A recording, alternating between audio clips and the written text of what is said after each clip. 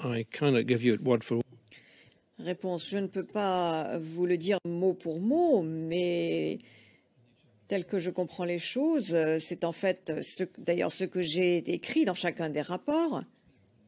Il s'agissait de 3 corps qui auraient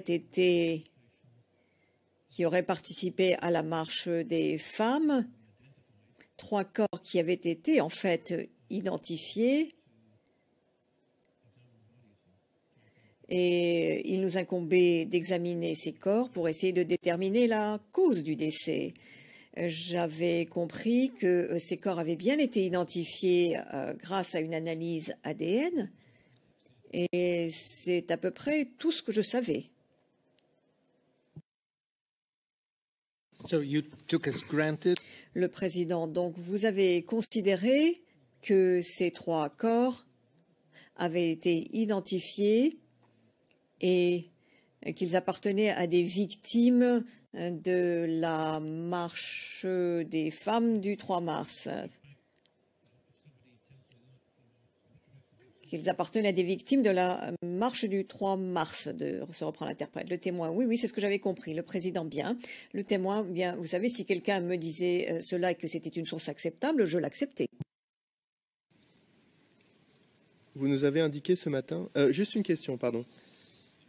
Donc juste, comme pour la première mission, ces informations vous ont été données par Eric Bacard, j'imagine?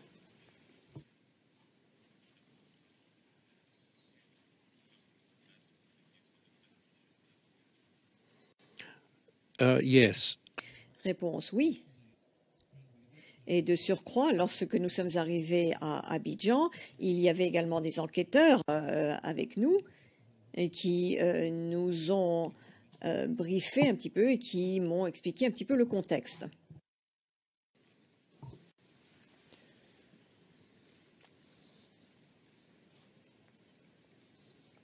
Vous avez indiqué aux représentants du bureau du procureur ce matin que vous aviez vu des photos de l'endroit où ces personnes seraient décédées. Donc c'est au transcrit français, page 34, ligne 3. Dans quel cadre vous a-t-on donné ces photos? Où les avez-vous vues? It was during... Réponse, c'était pendant cette mission au mois de mai.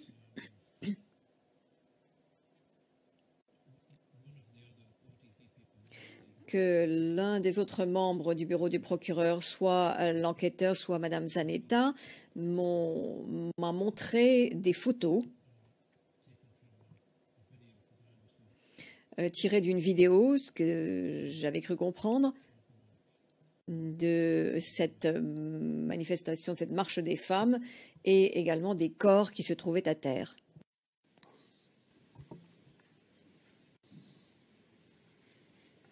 Avez-vous regardé la vidéo?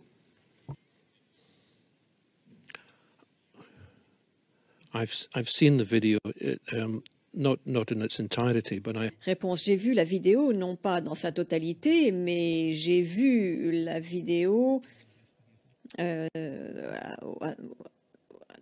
concernant cette partie qui m'a été montrée par l'enquêteur. Cette vidéo en fait partie des éléments de contexte dont vous vous êtes servi pour parvenir à des conclusions de l'autopsie.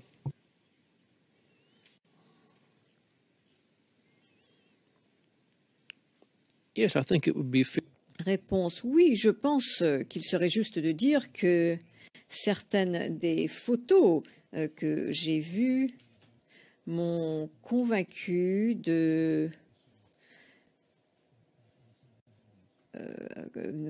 concernant certaines des blessures et des lésions que nous avons constatées sur les corps. Dans les photos, j'ai pu voir qu'il y avait beaucoup de sang et ce que j'ai pu interpréter comme étant certaines blessures ou certaines lésions sur le corps, et c'est ce qui m'a aidé à arriver aux conclusions auxquelles je suis arrivée.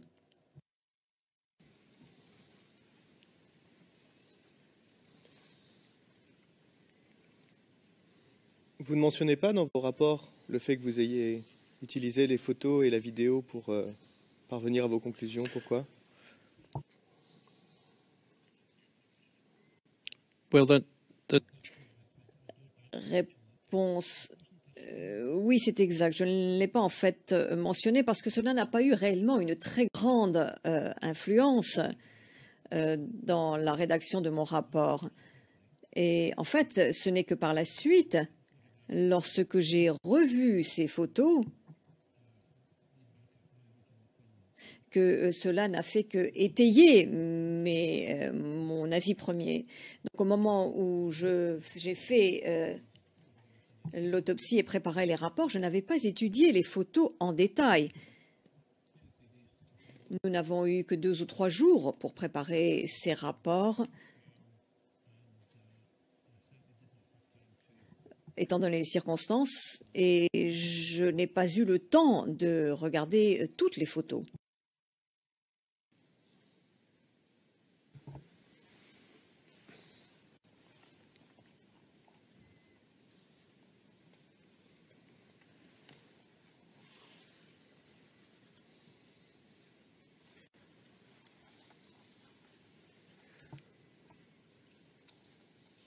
Vous venez de nous dire que, et je cite les transcrits français, page 60, ligne 10, « Nous n'avons eu que 2 ou 3 jours pour préparer ces rapports, étant donné les circonstances. »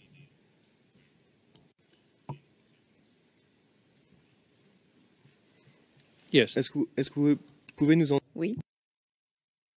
dans l'urgence? No. Réponse non.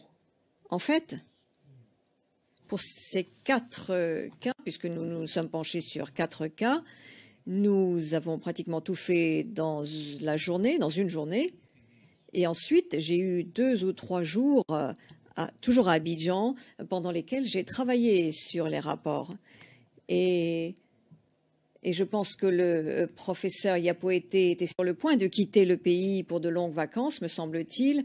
Donc, nous devions terminer les rapports et lui demander de les signer réellement, les discuter et en discuter avec elle et lui demander de les signer avant qu'elle ne parte. Donc, je pense que j'ai eu 2 ou 3 jours simplement pendant lesquels j'ai travaillé sur ces rapports. En fait, vous savez, cela demande des rapports. Même s'il s'agissait de rapports individuels, il fallait du temps pour compiler l'ensemble des éléments provenant de toutes les sources. Donc, je n'ai pas vraiment eu beaucoup de temps pour me pencher sur les photos à ce stade. Et ce n'est que par la suite, avant de venir en fait ici, que j'ai pu regarder les photos de manière plus détaillée.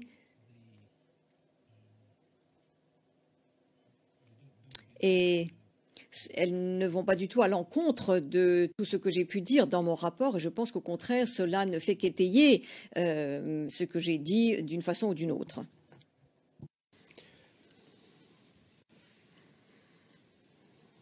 Vous a-t-on communiqué les dossiers médicaux des personnes que vous autopsiez?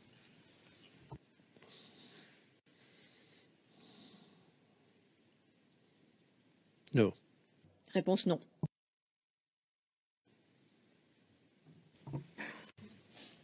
Vous a-t-on communiqué leur certificat de décès ou d'éventuels permis d'inhumation?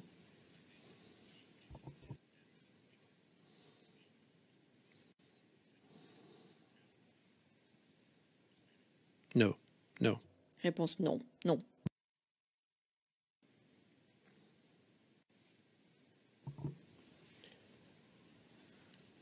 Au cours de votre mission à Abidjan, avez-vous eu des contacts avec des membres de la cellule d'enquête de la police d'Abidjan?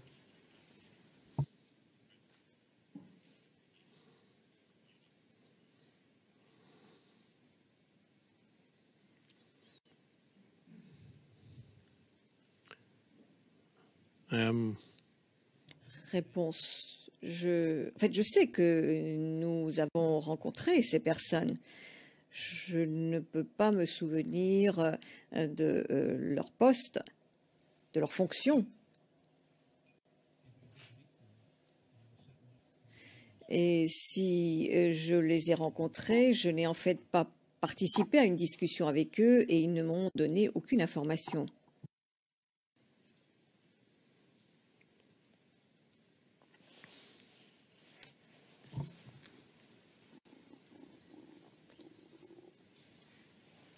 Pouvez-vous nous en dire un peu plus sur ces réunions avec si je comprends bien, des autorités ivoiriennes pendant votre présence à Abidjan en mai 2015?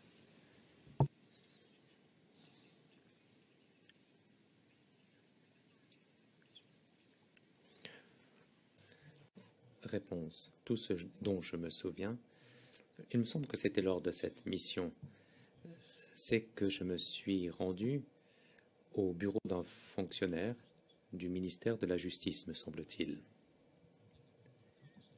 Il me semble que c'était une visite de politesse plus qu'autre chose.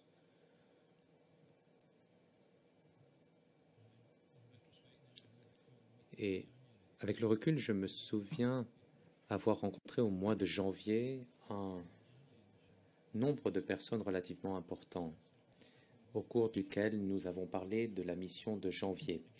C'était juste avant les exhumations.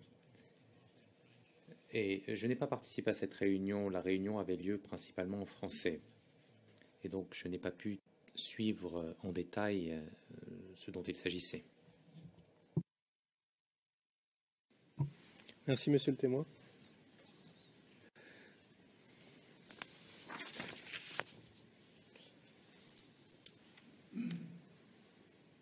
Alors, quelques questions avant d'en venir aux autopsies elles-mêmes. Avez-vous eu des informations sur les conditions de préservation des corps de ces 3 femmes avant leur inhumation?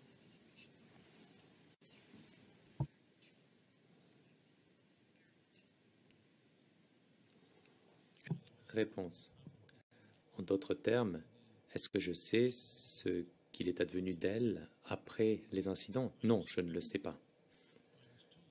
On m'a dit que ces corps avaient été transportés à la morgue, dans une morgue quelque part, et qu'elles faisaient partie d'un groupe avec d'autres corps. Je ne sais pas si elles ont été mises dans un réfrigérateur ou non. On m'a dit qu'il y avait eu une importante coupure d'électricité à un moment donné et que la décision avait été prise d'enterrer tous ces corps dans une fosse commune au cimetière d'Abobo. Et que par la suite, dans le cadre des recherches de ces femmes en particulier, de nombreux corps ont été exhumés et que des échantillons ont été prélevés aux fins d'identification. Et c'est ce qui a permis d'identifier ces 3 corps par ailleurs. Je ne sais pas à quelle date cela s'est produit. Je ne sais pas non plus dans quel état les corps étaient avant d'être enterrés dans la fosse commune. Mais je sais qu'ils ont été enterrés dans divers endroits.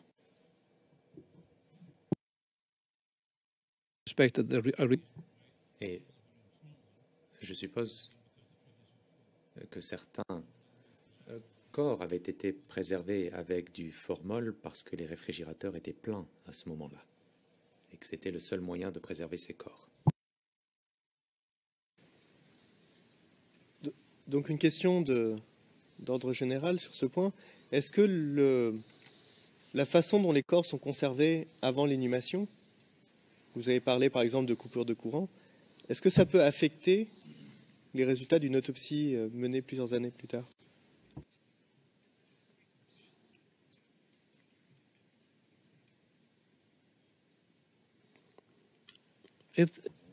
Réponse.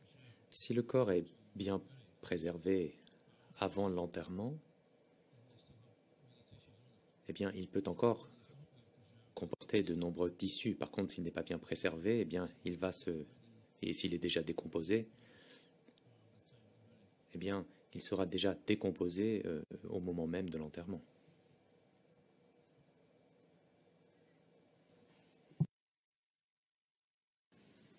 Est-ce qu'on vous a donné des informations sur les conditions de l'exhumation des corps, au-delà de ce que vous nous avez dit? Par exemple, est-ce que vous savez si le procureur était à l'origine d'une telle exhumation?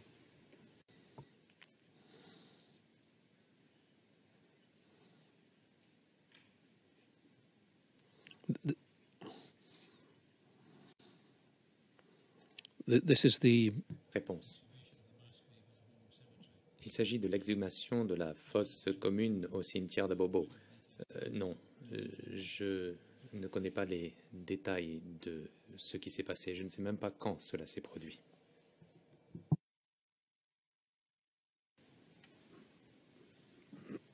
Selon nos informations, elle a eu lieu courant 2014. Est-ce que vous avez eu des informations sur la façon dont les corps ont été conservés ou préservés après l'exhumation, jusqu'à ce que vous les autopsiez en mai 2015?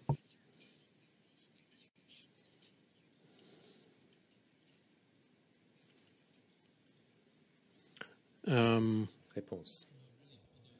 Pas vraiment. Je suppose qu'ils ont été emmenés à l'hôpital de Trècheville, là où ils ont ensuite été examinés au mois de janvier 2015. Donc je suppose qu'ils ont été acheminés du cimetière à Trècheville et qu'ils ont été conservés dans des chambres froides. Donc pour les prélèvements en janvier 2015 dont vous nous avez parlé, avez-vous eu un rôle dans les prélèvements? No. Réponse non. J'étais présent à la morgue pour voir ce qu'il s'y passait. Je me souviens qu'il n'y avait pas beaucoup de place, qu'il y faisait très chaud et que les travaux étaient effectués par le professeur Yapoete et le docteur Bakar, avec Madame Zanetta qui était là pour prendre des photographies et pour s'assurer que les prélèvements soient conservés dans les fioles adaptées. Mais je suis resté en retrait, je n'ai pas pris de notes ou quoi que ce soit d'autre. Et savez-vous si les corps avaient fait l'objet d'un examen médico-légal en 2011, par exemple?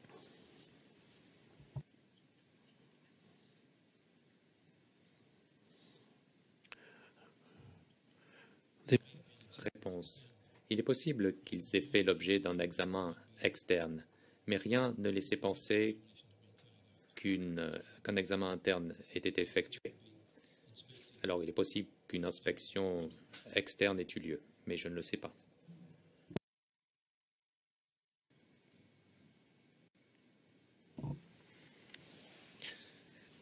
Donc j'en viens maintenant.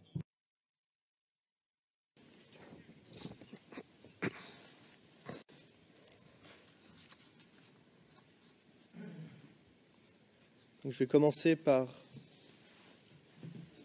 celui qui porte sur Ouattara Nyorokia.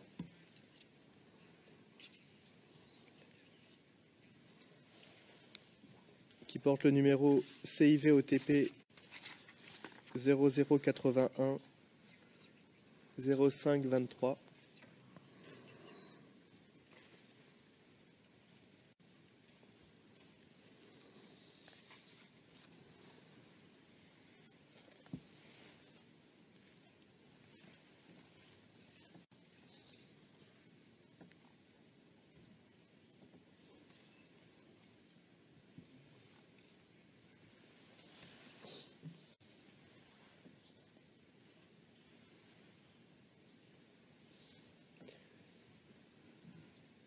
Alors brièvement,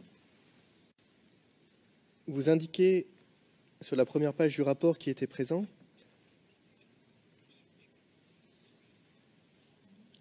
j'imagine comme pour les autopsies de janvier 2015, toutes ces personnes ont participé à l'autopsie. Yes, I know. Réponse, oui. Il y avait une autre personne présente, Xavier Laroche, pour cette première autopsie. Xavier Laroche de la CPI. C'est la toute première autopsie que nous avons réalisée ce jour-là.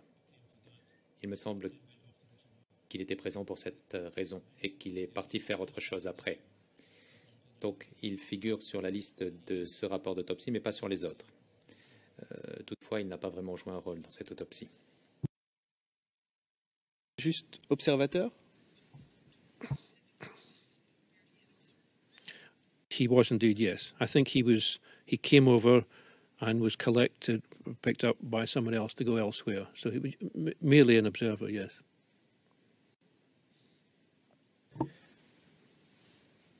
Réponse oui. Il s'agissait d'un observateur, en effet. Dans le rapport que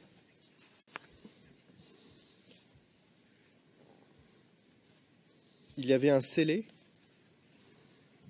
ou un identification tag. Savez-vous qui a apposé ce scellé, enfin ce identification tag?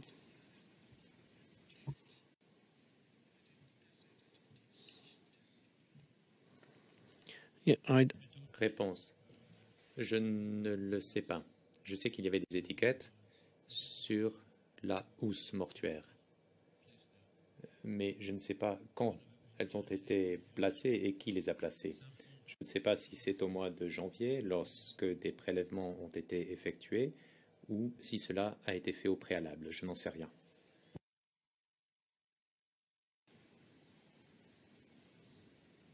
Et vous indiquez toujours sur la première page, et je cite en anglais,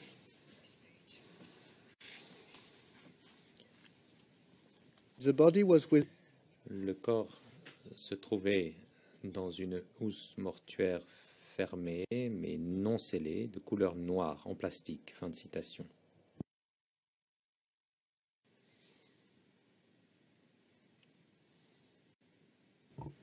Donc si je comprends bien, au moment où vous ouvrez la housse mortuaire, il n'y a pas de scellé sur celle-ci.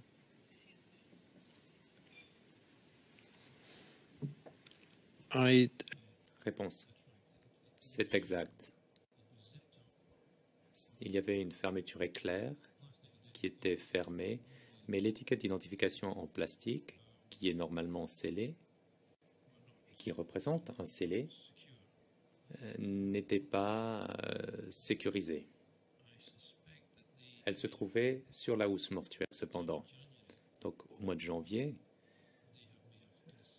je suppose qu'ils avaient scellé la housse mortuaire. Lorsque la housse mortuaire a été ouverte pour prélever des échantillons, cela a été coupé ou ouvert, puis la housse mortuaire a été refermée grâce à la fermeture éclair sans être scellée de nouveau. Je suppose que c'est ce qui s'est passé, mais je peux me tromper. Quoi qu'il en soit, ces étiquettes étaient attachées à la housse mortuaire, donc il s'agit du même corps et de la même housse mortuaire qu'avant.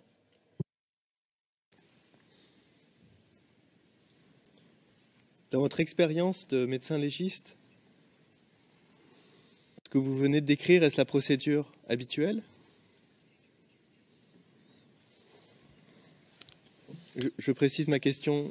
Après que le premier scellé a été brisé, est-ce que la procédure n'aurait pas été d'apposer un second scellé pour maintenir la chaîne de possession?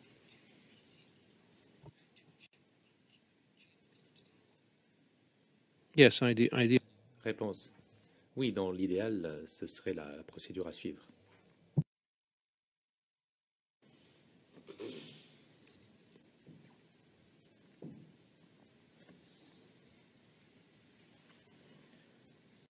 Toujours sur la première page, vous indiquez avoir retrouvé un t-shirt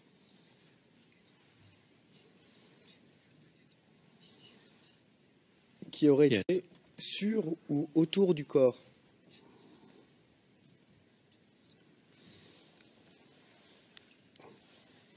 En anglais, c'est on or around the body.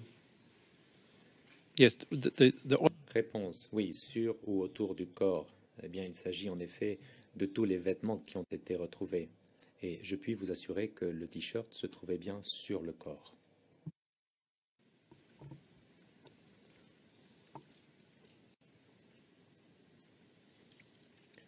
Aviez-vous un moyen de déterminer si la personne portait le t-shirt au moment de son décès?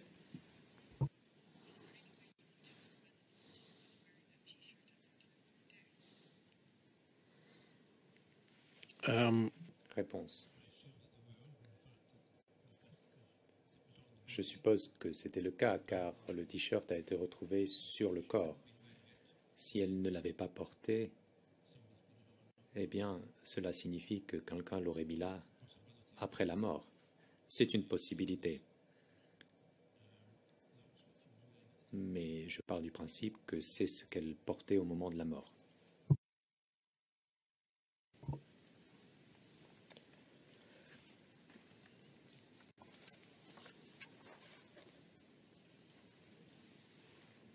Vous avez discuté de ce point avec mon confrère du bureau du procureur ce matin, mais vous indiquez à la page 0525 de votre rapport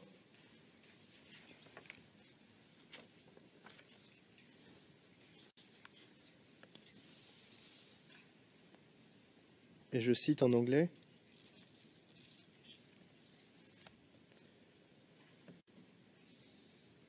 The body was well preserved. Le corps était bien préservé pour quelqu'un qui était décédé depuis 4 ans déjà. Fin de citation.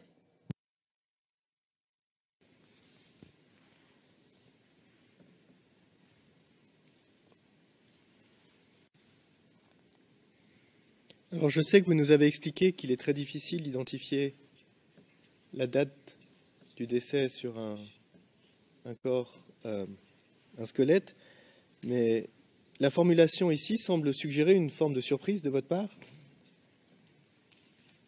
Dois-je comprendre de cette phrase qu'en premier abord, vous pourriez penser que la date du décès serait plus tard que 4 ans?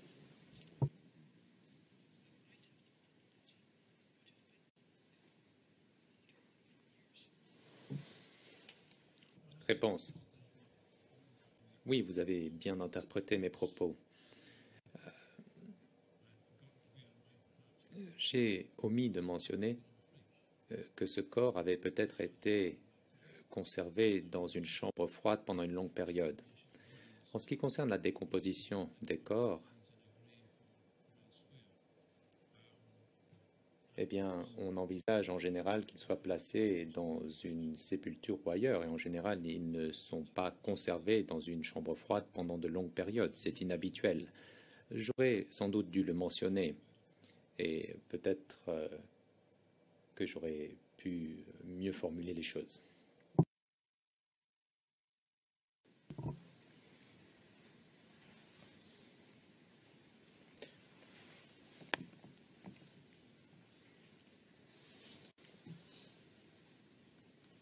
Donc si je comprends, si je comprends bien votre témoignage sur ce point comme précédemment, il est impossible de savoir si un squelette, la cause du décès est 2 ans, 4 ans, 6 ans, 10 ans, à partir d'une certaine date de décomposition.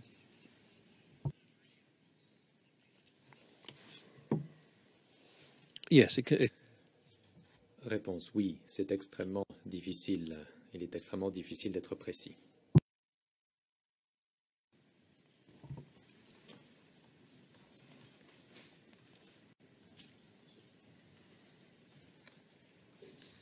Alors, quand vous dites dans votre rapport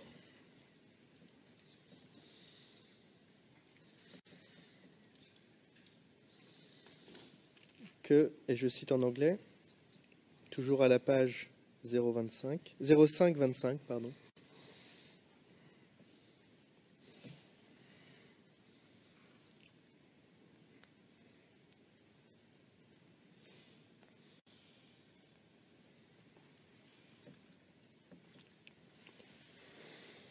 que the nature of the damage was... La nature des dommages laisse penser à l'utilisation d'une munition à haute vélocité, de grande vélocité. Est-ce que vos observations sont compatibles avec d'autres causes de décès?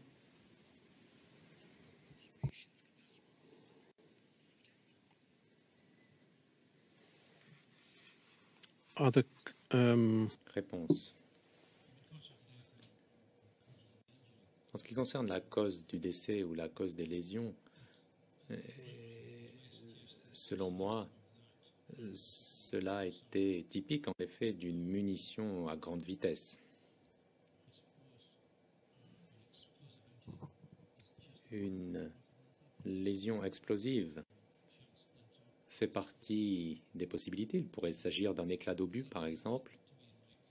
Selon moi, cela ne ressemblait pas à une lésion causée par un couteau ou une arme blanche. comme je l'ai dit, il s'agissait très clairement d'une blessure par balle qui provenait d'un projectile possédant une très forte énergie.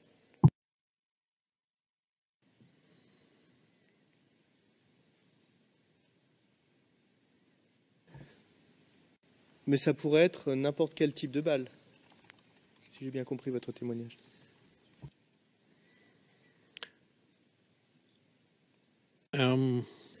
Réponse. Alors, vu la quantité de dégâts et la fragmentation, eh bien, je peux dire que tout cela était typique d'une balle à grande vitesse. Alors, on ne peut pas complètement exclure une balle à faible vitesse, mais cela est beaucoup moins probable.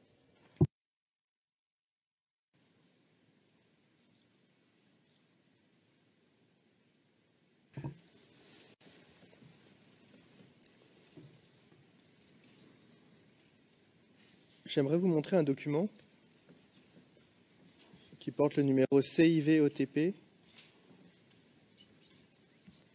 0039 0055.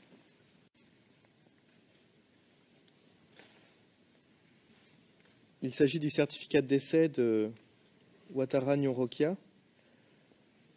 Il est classé comme confidentiel par le bureau du procureur, mais maintenant que nous avons évoqué la personne en public, je ne sais pas si je peux le montrer en public ou pas. J'attends.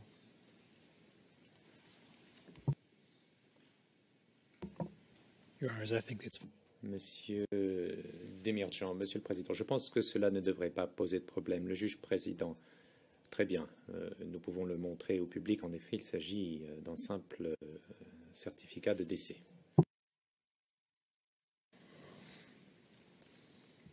Alors si on zoome encore un peu, Madame la greffière, s'il vous plaît. Plutôt vers le bas. Voilà, merci. Donc comme je le disais, il s'agit du certificat de décès de la personne que vous autopsiez. Et il est indiqué que la personne serait morte des suites, et je cite, d'un traumatisme crânien balistique lors de la marche des femmes à Abobo. Fin de citation.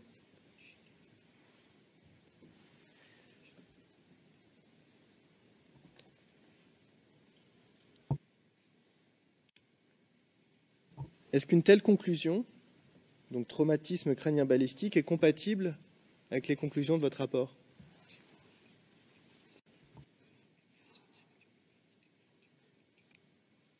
No, it's not.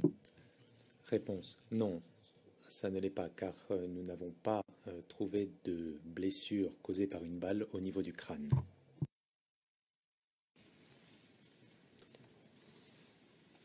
Dans votre expérience de médecin légiste, est-il habituel pour un certificat de décès de préciser que le décès aurait lieu pendant une manifestation politique?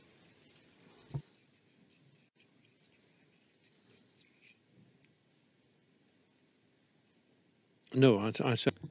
Réponse. Non, non. Je n'aurais pas formulé les choses ainsi.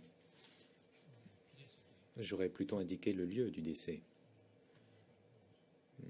au lieu d'en indiquer les circonstances. Enfin, je n'aurais pas formulé les choses de la sorte, c'est certain.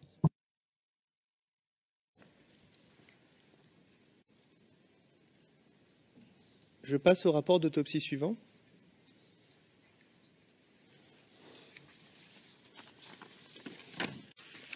Donc pour les besoins du dossier, j'indique son numéro. CIV-OTP 0081 0528.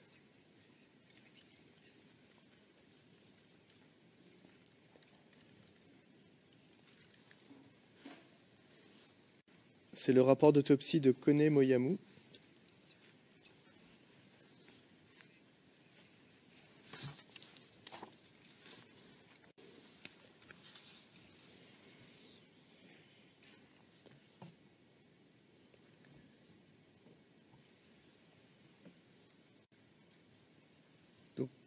J'ai les mêmes questions que pour le rapport précédent.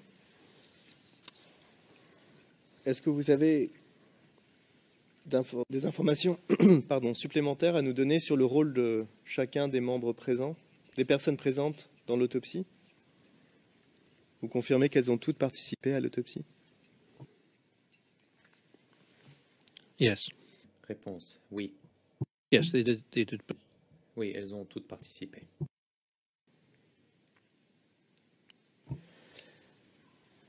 Merci. Et je vous pose la même question concernant les scellés. Vous ne savez pas qui les a apposés ou qui les a brisés? No.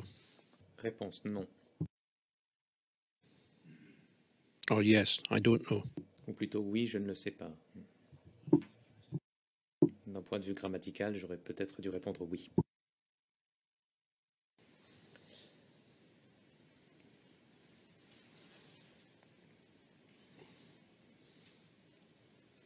Concernant le t-shirt noir que vous avez retrouvé, pouvez-vous nous indiquer si vous l'avez trouvé sur le corps ou autour du corps? This was on. Réponse, le t-shirt se trouvait sur le corps.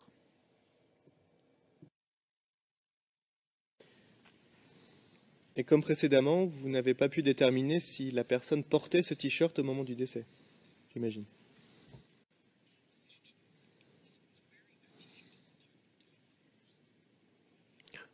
No. Réponse, non.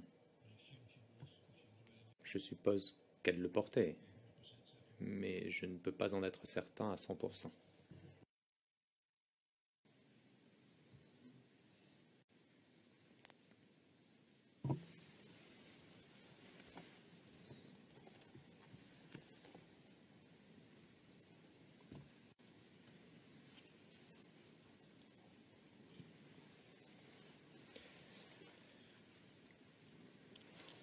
Alors nous comprenons de votre rapport, donc à la page 05-30, que les ossements d'autres personnes ont été retrouvés avec les corps.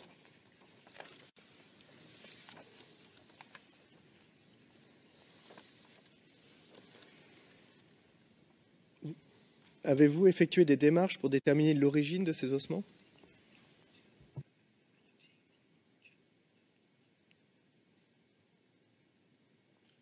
No.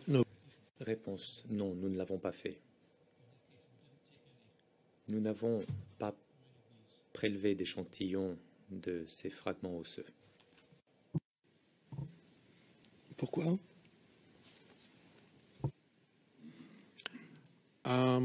Réponse, on ne me l'a pas demandé.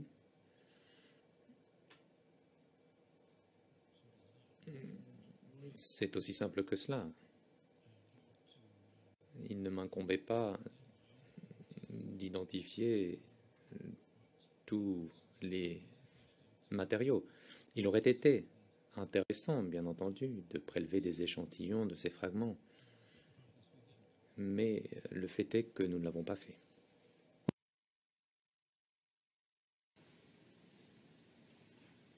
Savez-vous si par la suite, les enquêteurs du bureau du procureur ont entrepris des démarches pour identifier l'origine de ces ossements?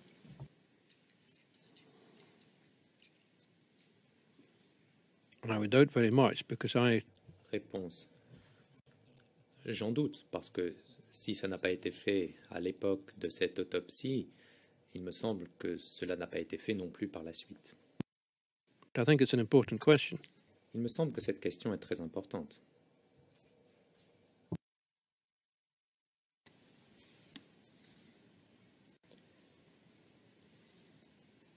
Alors le corps dont nous parlons ici est celui dont nous avons déjà parlé, qui aurait été conservé dans le formol. Alors juste pour être clair, à quel moment exactement aurait-il été conservé dans le formol? Avant son inhumation?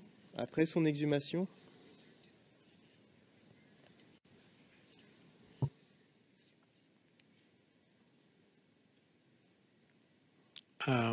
Réponse.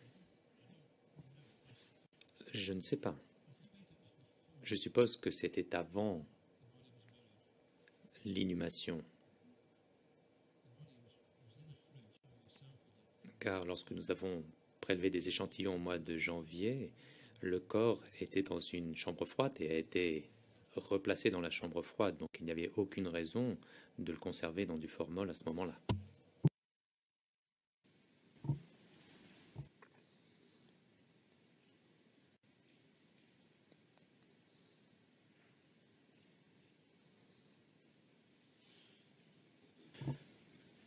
Monsieur le Président, je vois le temps.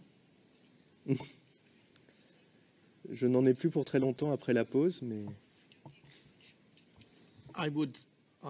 Le juge président, je vous inviterai à poursuivre parce que je pense que vous devez finir cela et le rapport suivant. Et je dirais qu'en moyenne, cela ne devrait pas prendre plus de 10 minutes, 10, 15, 12 minutes. Donc, veuillez poursuivre. Nous allons donc poursuivre jusqu'à la fin de votre interrogatoire.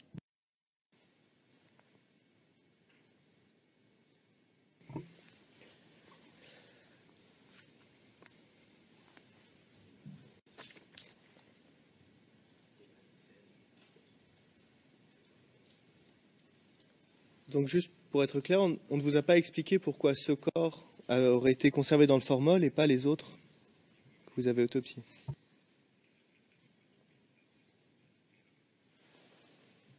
No. Réponse non, non. Je dois dire que je suppose que les chambres froides étaient pleines et que les cadavres avaient été mis dans du formol pour pouvoir les conserver.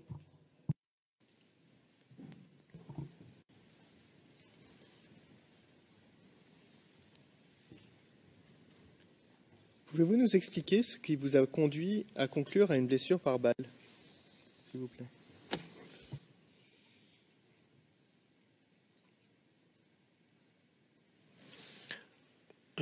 Again, Réponse. Là encore, il s'agit de l'épaule.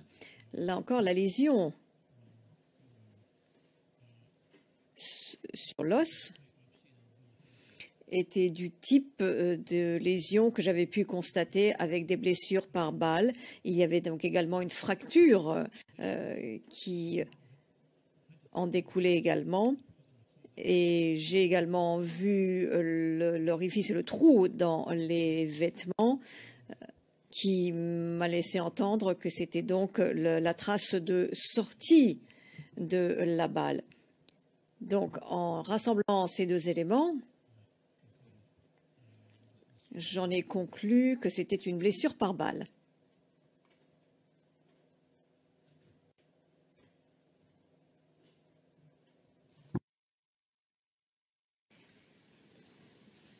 Sur la base de l'observation du squelette, vous ne pouviez pas conclure à une blessure par balle.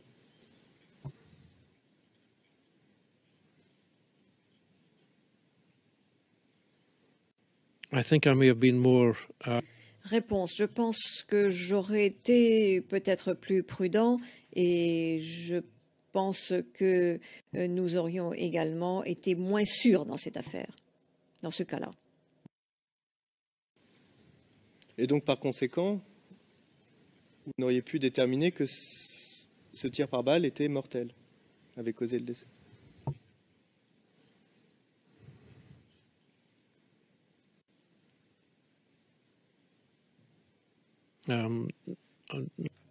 Réponse. Je ne suis pas sûre d'avoir suivi la question. I would have said J'aurais dit que s'il n'y avait pas eu le t-shirt, je pense que je n'aurais peut-être pas pu établir la cause du décès. J'aurais fait preuve de beaucoup de moins de certitude. Ce que j'ai pu constater sur le t-shirt m'a laissé entendre que la balle était sortie du corps à cet endroit et qu'elle était probablement passée par la nuque et était ressortie par l'arrière, la face arrière de l'épaule. Et le t-shirt me l'a indiqué, vous savez, et très fortement même. Et si le t-shirt n'avait pas été là, je n'aurais probablement pas pu faire preuve d'autant de certitude.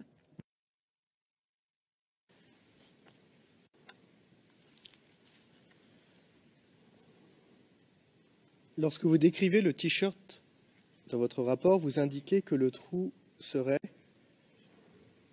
et je cite à la page 0530 en anglais, very similar, très semblable à des lésions constatées sur les vêtements d'une autre personne décédée dans les mêmes circonstances.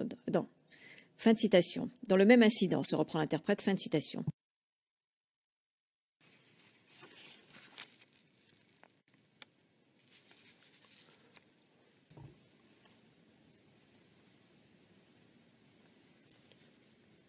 Donc si je comprends bien, c'est l'hypothèse qu'on vous a donnée que ces personnes seraient mortes pendant le même incident qui vous a aidé à parvenir à votre conclusion.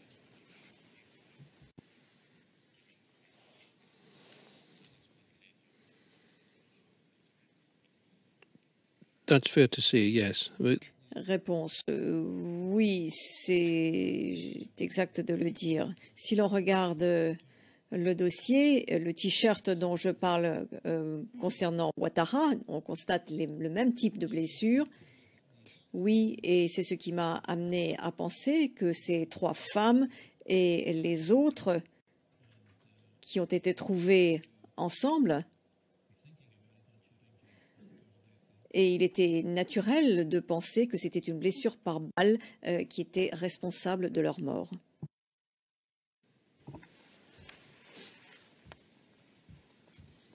Une dernière question sur ce rapport. Vous indiquez toujours à la page 0530, concernant les dommages au visage, que, et je cite en anglais, et que Cela aurait pu également représenter un traumatisme par objet contondant, y compris donc l'impact sur le sol. Fin de citation. Pouvez-vous exclure que la personne ait été frappée avec un objet, par exemple?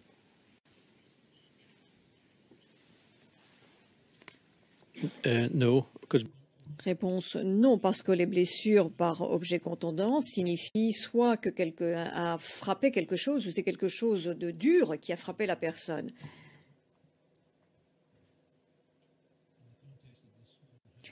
Dans le cas de cette femme, si elle avait été tuée par balle et était tombée sur le sol, il est tout à fait possible qu'elle soit tombée très lourdement et qu'elle se soit fracturée la face. Mais elle aurait pu être frappée également par autre chose. J'en viens à présent au 3e rapport d'autopsie, donc qui porte le numéro CIVOTP 0081 0518.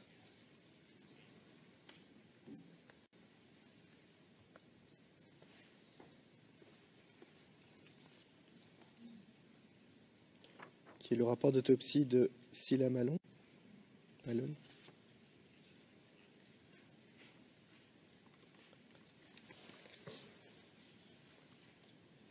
Donc pour les besoins du dossier, juste pour confirmer, vous ne savez pas qui a apposé les scellés ou qui les aurait brisés.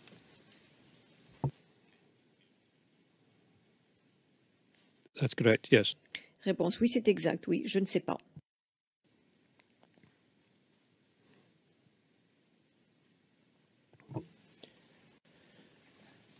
Vous avez trouvé dans la housse mortuaire les fragments d'un crâne d'une autre personne. Vous a-t-on expliqué comment ces fragments se sont retrouvés là? No. Réponse non, non.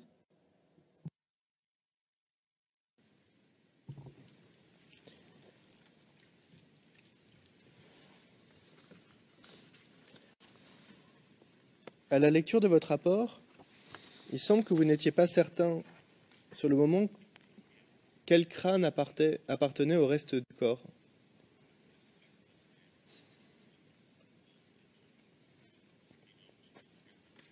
Avez-vous pu établir cette information par la suite?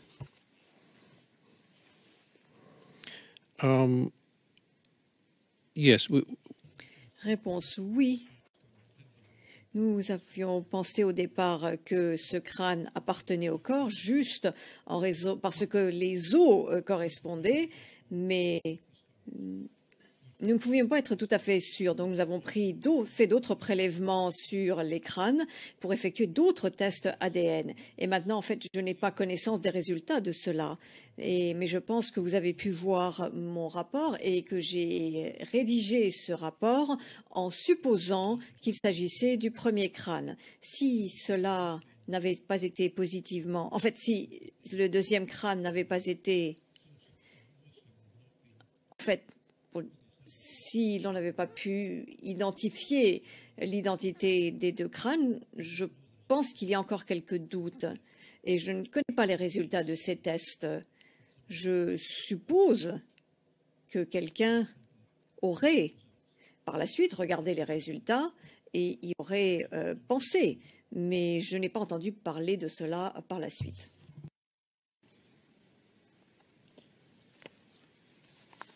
Vous indiquez dans votre rapport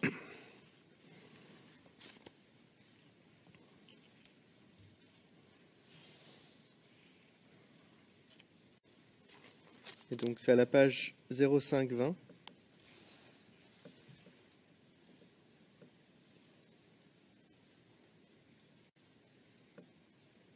L'avant-dernier paragraphe de la page. Et je cite en anglais.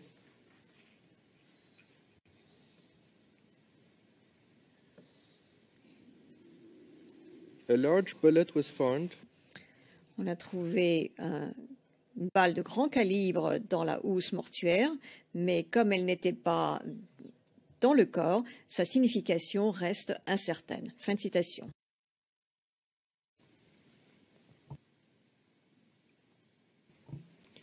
Vous a-t-on expliqué comment cet objet s'était retrouvé dans la housse mortuaire?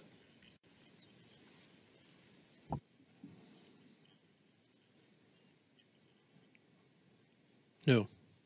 Réponse non.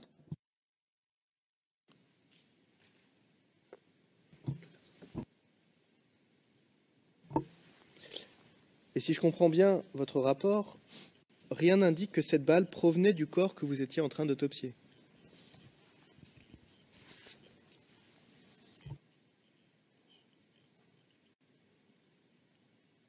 That's correct.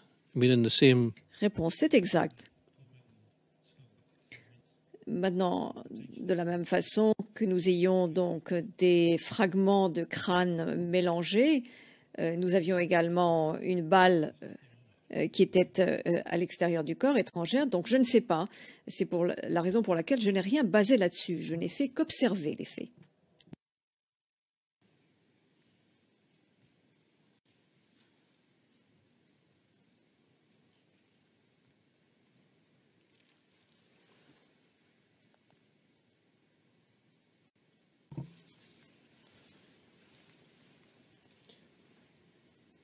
Et juste pour le dossier, pour des raisons de clarté, pour ce corps comme pour les autres, vous n'étiez pas capable d'identifier la date de décès. That's correct. Yes. Réponse, c'est exact. Oui, oui.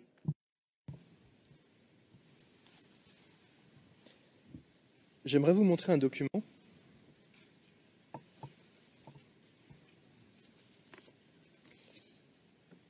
Donc, qui porte le numéro CIVOTP 0028 0575. Donc, il s'agit du certificat de décès de la personne que vous autopsiez. J'imagine que je peux le montrer publiquement. Donc, on peut le montrer publiquement. Donc si on fait un zoom, voilà. Donc il est indiqué que la personne serait morte des suites d'une plaie traumatique crânienne balistique pendant la marche des femmes RHDP. Alors je vous pose la même question que précédemment. Est-ce qu'une telle conclusion, plaie traumatique crânienne balistique, est compatible avec les conclusions de votre autopsie?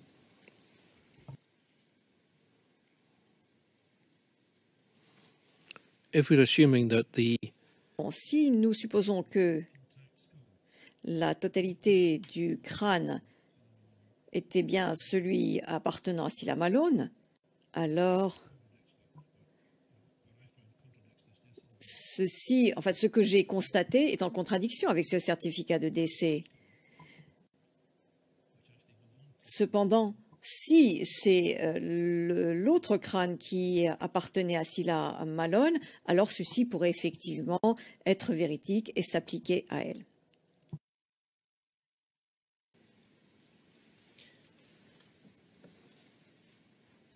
Et comme pour le certificat de décès précédent, vous confirmez qu'il était inhabituel d'indiquer le contexte politique du décès.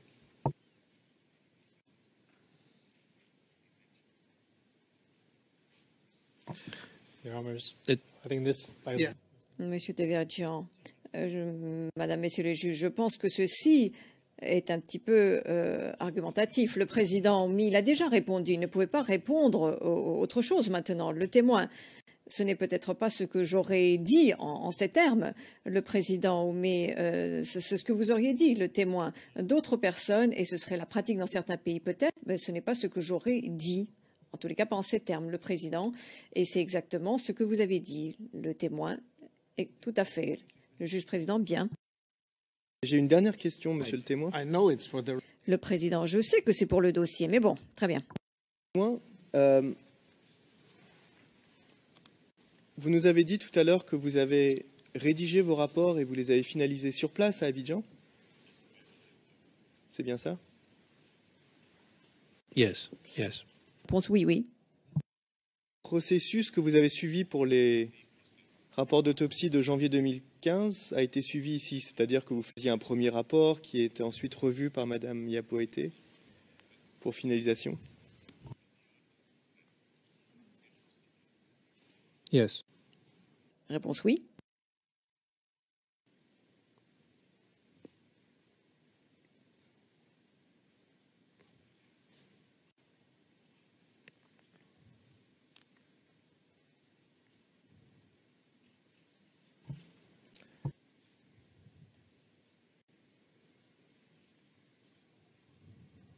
Merci, monsieur le témoin.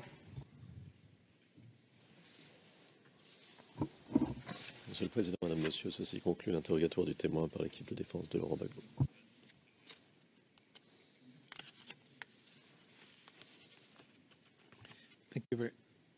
Le juge président, merci beaucoup.